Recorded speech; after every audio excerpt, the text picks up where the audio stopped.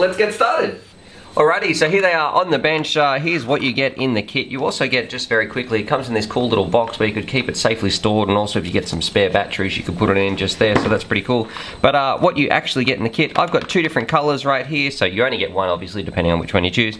But we've got the red and the green. I'm not sure which one looks cooler, but I definitely think that the red one is going to stand out a bit better if you do take it outdoors and lose it. But let's break it down a little bit more and have a look at what you actually get. So of course, you're going to get they come with a battery, and they also come with like a little USB charger. They probably take about maybe half an hour to charge, and the battery is a 200 milliamp hour one cell LiPo that simply plugs in. It does have a little bit of a different connector. I'm not sure if this is the same as what's on the normal Tiny Whoops or those batteries that they use, but this is the one that comes with. I've never seen that connector before, but then again, I don't have a Tiny Whoop. So we're going to put that to the side. Flipping it over, you can see it is very, very similar to I think it was like the, hang on, I'm going to go grab it. Okay, here it is. Sorry, this was in the old office room, but flipping it over, you can see it's very, very similar to the E010, the E-Sheen right there. So exactly the same frame, same bottom plate and everything. So I suspect that yeah, it's from the same factory.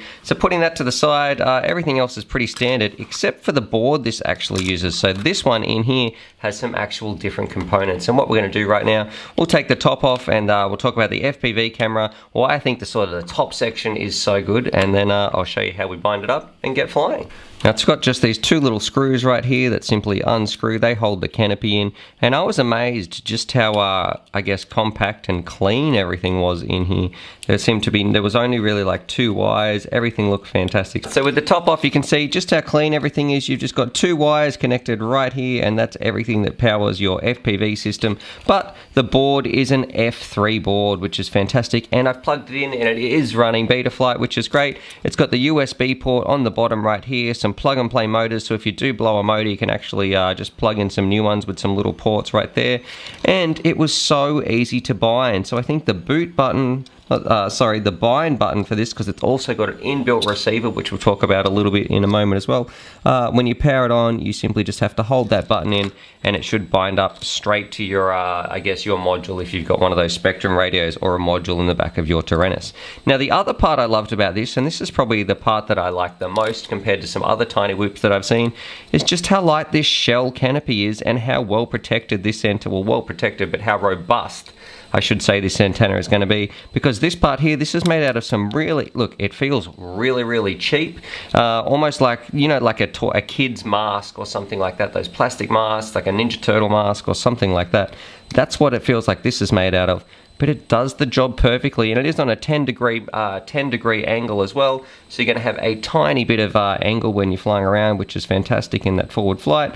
So you're not going to be staring at the ground, I guess, too badly. You can plug this in obviously and set it up every single way that you like, but check out how easy it is to change your VTX channels. That's another thing that I like, so I'm just going to pop the top off right there. We're going to plug in the battery and I'll cycle through the channels. I'm going to put this on, I think, 5860 is what I've been flying lately, so we'll go through and do that. Alrighty, so I'm just going to plug the battery in right here. You can see everything's turning on. We've got all our lights on and those sorts of jazz. But looking here at the VTX, I love it when this is my favorite type of VTX menu actually. I don't like the dip switches too much, and I don't really like the pushing the one button. I like it when you can see exactly what channel and band you're on. So simply see that little green LED is moving every time I press the channel. So I'm on channel 7, 1, 2, 3, 4, 5, 6, 7. And to change bands, you simply hold it down, which is the top LED. 1. Hopefully that goes to the next one. 2, 3, you know, etc, etc. I'm not going to go through the whole lot, but well, actually I probably am to get back to the one because I'm on number 1, but I wanted to show you.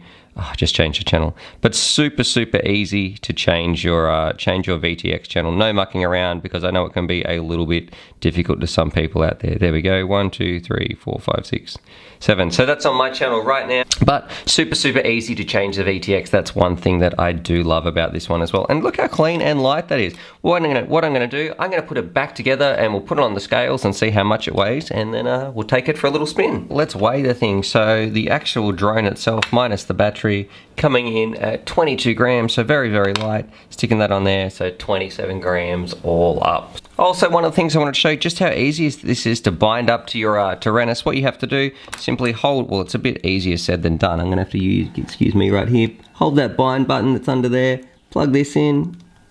You'll get the little rapid blinking blue LED. Hopefully you guys can see that in there.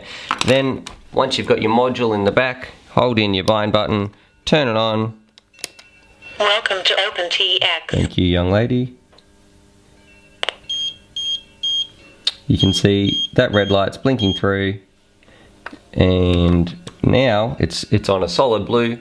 This is bound. This is ready to, you know, you could plug this up to clean flight, choose your modes, or if you were happy with the way it was configured on the radio, you can just take this out and get flying. Anyway, that's exactly what we're going to do. Let's put this up in the air and give it a little spin around.